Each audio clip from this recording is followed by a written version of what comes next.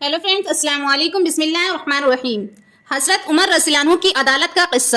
الحمدللہ، اب ہم اللہ تعالیٰ کا شکر ادا کرتے ہیں جو ہمیں دین سیکھنے اور سکھانے کا موقع دیتا ہے۔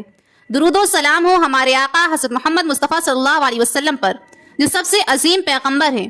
دوستوں، آج کی اس ویڈیو میں ہم ایک بہت ہی اہم اور دلچسپ موضوع پر بات کریں گے جو ہمیں عبادت، صبر اور ہدایت کی طرف رہنمائی کرتی ہے۔ تو ویڈیو کو آخر تک ضرور دیکھیے گا تاکہ آپ کے لیے اس میں نصیحت بھی ہو اور علم بھی ہو۔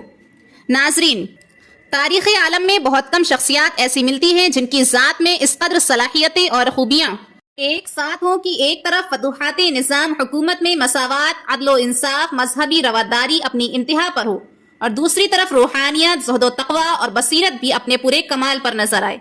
تاریخ میں حضرت عمر فاروق رضی اللہ عنہ کی عدالت اور انصاف کے واقعات اسلامی تاریخ کا ایک روشن باب ہیں۔ ان کی زندگی کے کئی واقعات ثبوت ہیں کہ وہ انصاف میں کسی سے رعایت نہیں کرتے تھے، چاہے امیر ہو یا غریب، اپنا ہو یا بیگانہ۔ ایک مرتبہ مصر کے گورنر عمرو بن عاص کا بیٹا گھوڑے کی دوڑ میں ایک قبطی کو مار بیٹھا۔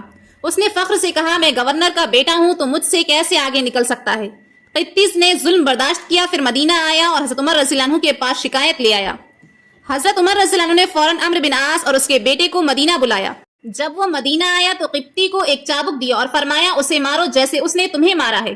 قبطی نے گورنر کے بیٹے کو مار کر بدلہ لے لیا۔ پھر حضرت عمر رضی اللہ عنہ نے وہ الفاظ کہے جو تاریخ میں سدا کے لیے لکھ دیے گئے، اے عمر، تم نے انسانوں کو کب سے غلام بنا لیا، حالانکہ ان کی ماؤں نے انہیں آزاد پیدا کیا تھا۔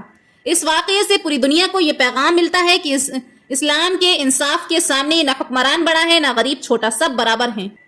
اسی طرح ایک اور واقعہ ہے کہ ایک مرتبہ ایک آدمی پر چوری کا الزام لگا۔ اس نے کہا، امیر المومنین بھوک اور فاقے کی وجہ سے چوری کی ہے۔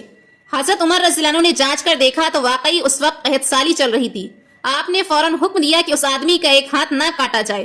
حکمران کی ذمہ داری ہے کہ لوگوں کو روزی فراہم کرے، یعنی انصاف صرف سزا دینا نہیں تھا بلکہ لوگوں کی ضرورتوں کا خیال بھی رکھنا تھا۔ اسی طرح ایک اور واقعہ ہے کہ حضرت عمر رضی اللہ عنہ کے اپنے بیٹے نے ایک جرم کیا تھا۔ جب گناہ ثابت ہوا تو آپ نے اسے بھی سزا دی تھی۔ آپ فرماتے ہیں کہ اگر عمر کا بیٹا بھی وہ گناہ کرے تو اسے بھی وہی سزا ملے گی جو عام آدمی کو ملتی ہے۔ اسی طرح ایک اور واقعہ ہے کہ ایک مرتبہ ایک فوج کا آدمی کسی غیر مسلم کو غلطی سے قتل کر دیتا ہے تو معمولاً حکمران اپنے فوجی کی طرفداری کرتے ہیں، لیکن حضرت عمر رضی اللہ عنہ نے حکم دیا، قتل کا بدلہ دیا جائے گا، بہت بیت المال سے دیا جائے، یعنی اسلام میں غیر مسلم کی جان بھی اتنی ہی قیمتی ہے جتنی مسلم کی جان ہے۔ اگر آپ کو ویڈیو پسند آئی تو پلیز ہمارے چینل کو لائک اینڈ سبسکرائب کیجیے گا۔ اوکے، اللہ حافظ۔